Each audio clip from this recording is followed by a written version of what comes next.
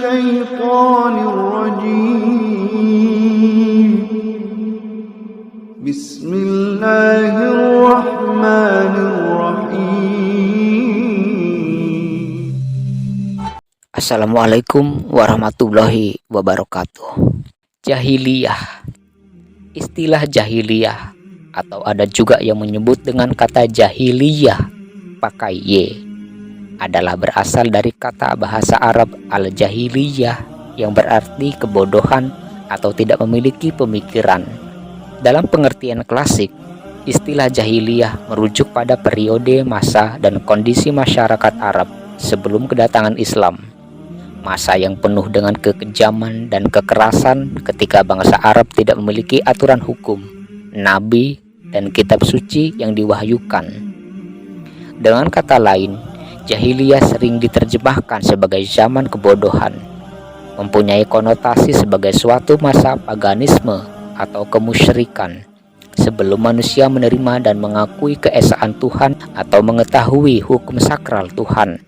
Selama masa jahiliyah, kesucian ajaran tauhid yang diajarkan Nabi Ibrahim alaihi salam sebagai nenek moyang mengalami kemunduran dan bercampur baur dengan kepercayaan paganisme.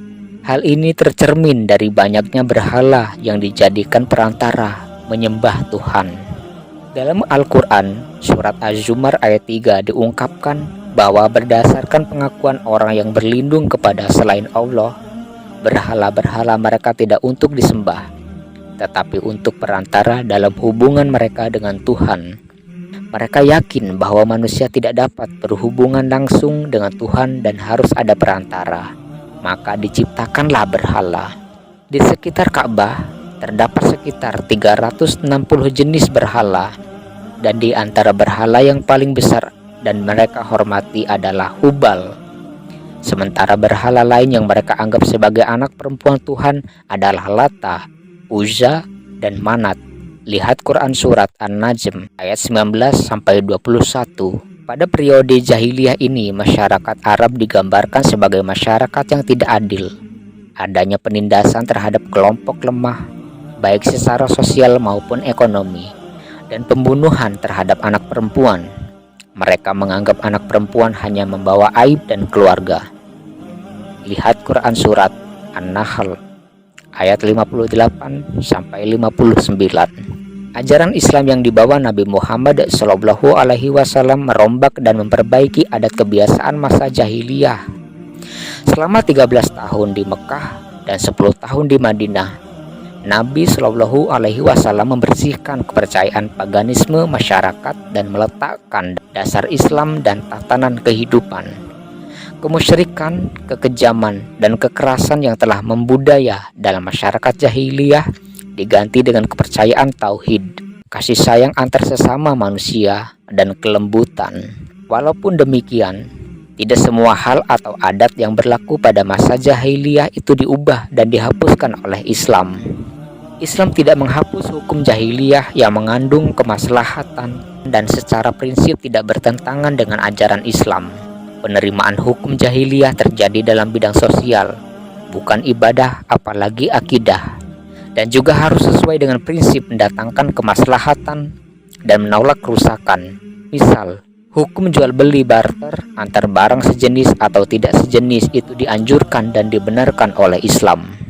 Islam memperbaiki hukum jahiliyah yang pada pelaksanaannya mengandung mudorot, seperti masalah al-ila dan syihar yang merupakan kebiasaan jahiliyah untuk menceraikan istri.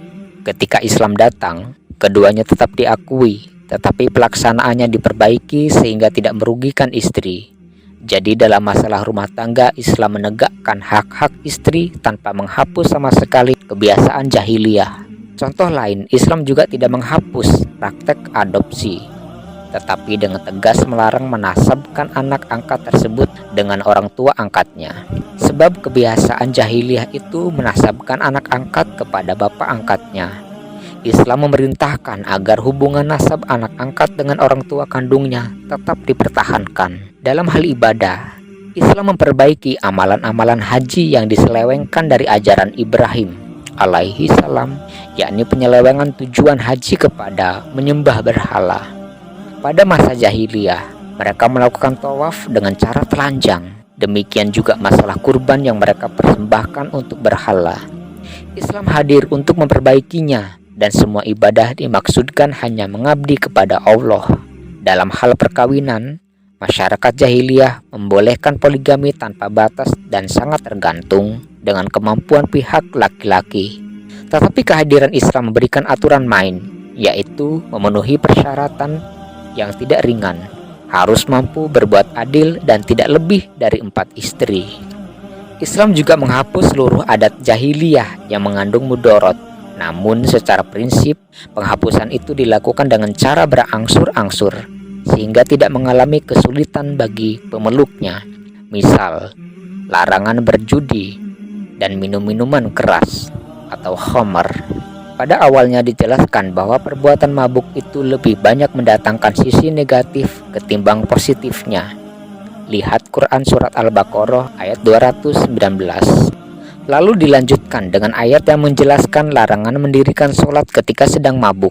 Quran Surat An-Nisa ayat 43. Tahapan terakhir setelah umat sadar dan menjauhi kebiasaan buruk itu, Allah Subhanahu wa Ta'ala menurunkan surat Al-Maidah ayat 90 yang secara tegas melarang meminum khamar, berjudi, menyembah berhala, dan mengundi nasib dengan panah. Pada intinya, semua praktek jahiliyah yang merusak seperti praktek perbudakan, begitu juga riba yang sudah menjadi kebiasaan jahiliyah, dihapuskan bersamaan dengan kehadiran sinar Islam yang mengajarkan praktek dan kebiasaan sesuai dengan kodrat kemanusiaan dan ridha Allah Subhanahu wa Ta'ala. Setelah berjalannya waktu dan zaman yang semakin modern, ditandai dengan kemajuan di berbagai bidang, mulai dari aspek teknologi, ilmu pengetahuan, politik, sosial, dan budaya, maka istilah jahiliyah pun mengalami proses perubahan dan dinamika zaman.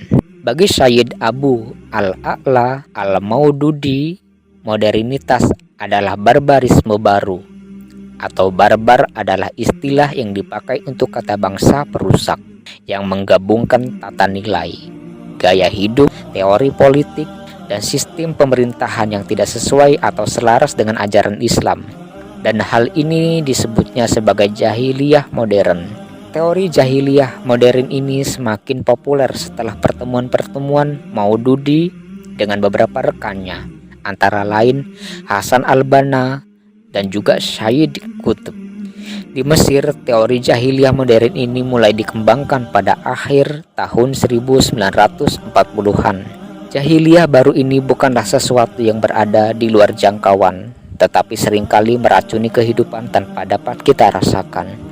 Masyarakat muslim seringkali terinfeksi dengan racun budaya yang berasal dari berbagai situasi dan kondisi yang akan merusak tatanan dan budaya Islam yang diajarkan melalui Al-Quran dan hadis Rasulullah Shallallahu Alaihi Wasallam. Untuk itulah, generasi penerus muslim harus peka dan tidak terlena dengan hal-hal yang bersifat merusak dan diharapkan mampu membentengi diri dari berbagai ancaman yang akan meluluh lantakan keagungan Islam sesuai dengan Al-Quran dan hadis. Wassalamualaikum warahmatullahi wabarakatuh.